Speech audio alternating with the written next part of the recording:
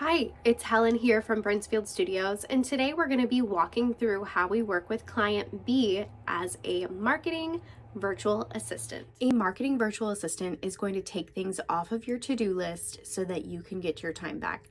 Things that a marketing virtual assistant might help you do include social media strategy, content calendar planning, content creation, whether that's graphics, taking photos, combining different assets, or even organizing files. That is an important skill that a VA can help you with.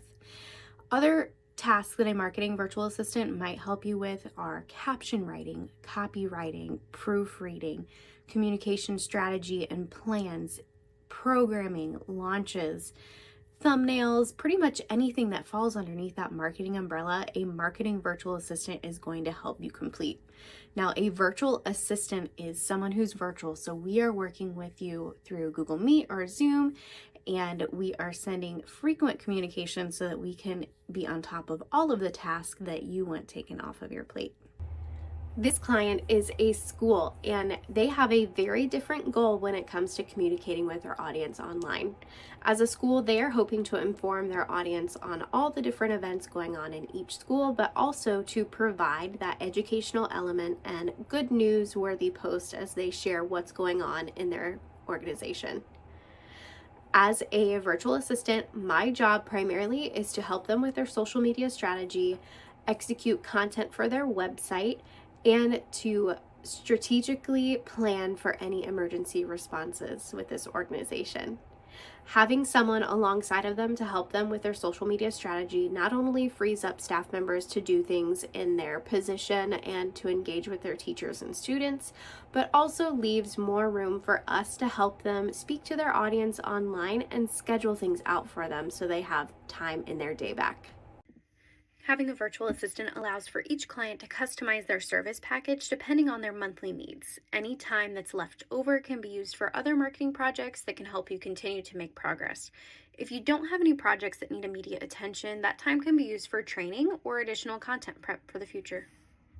The primary service that we offer this client is social media strategy and content calendar planning. So after our weekly check-in, we establish what events are happening this week, what engagement I need to do as their social media manager and virtual assistant, but also we are checking in on the content that's in the month ahead. So one of these weekly meetings, we are doing our monthly overview where we are talking through the month's content ahead. We are looking at events, launches, and other educational content that we know we want to share with our audience each month. During this monthly check-in, we are also literally plopping ideas in the content calendar as we go so that we can have a good look of where the holes or the empty spots are in the month so we can request other content from different contributors. In this case, because this is a school, we are asking the other schools that make up that organization for additional content and events, but also pulling from recycled content or other things that we can share to provide value for their audience. Something to note, while we are creating our clients' content, we are following their brand guidelines. Sometimes clients give us brand guidelines that are already set, and other times we help our clients establish branding guidelines, brand kits, fonts, colors, all the things so that we can create a consistent looking content plan and flow so that it's best understood by the audience that they're trying to connect to. This is how they feel, what they look like, and how they incorporate their logo and other brand elements into their story they are sharing online. I get my workstation all set up. I pull up their calendar and I pull up Canva, and I get to work on creating the graphics and assets that we know we can create right now before giving a review link to that client so they can approve or request revisions on the content that's slotted ahead for. Did you know that if you are a nonprofit or a school, you can access Canva for free? There is a little bit of an authentication process, but once you apply for that license, you can access Canva for free as an educator or a nonprofit. Be patient and do apply because you have access to free tools in editing and file management, and it's a great way to utilize your content plan and just get started with your social media strategy. For our clients and ourselves, we like to batch create content. So we sit down and do a chunk of it at different times. So one afternoon I might do captions, another afternoon I might do these graphics as you see me doing here. But chunking that time is a great way to knock out a large portion of our strategy at once and have all the details in our mind when we are planning. Something that's not often discussed as we work with different clients is what is your response strategy if people comment on certain things or if other events should happen. Because this client is a school, we had this discussion very early on because we want to be the most prepared and informed when it comes to responding to messages, comments, and knowing what to do if certain events should occur. With this client, we met quarterly to discuss different response strategies to different events that might occur. Because this was a school, we did identify and create some press releases that are with certain type of events that we could just have offhand. If something like that were to occur, we could input that response and quickly distribute that to all the parties necessary. But we also established a comment strategy if and when different comments would arise. With this client, there is often an approval process and a review on comments just to make sure that our community is being positive and uplifting. So as that virtual assistant and social media manager, one of my jobs is to inform this client if there are any comments that need review or other events that need review in the event of some crisis management. That being said, we are not always thinking of the worst case scenario, but as a communicator and someone who has a background in public relations, it is our job to be the most informed and well prepared in the event that something goes wrong.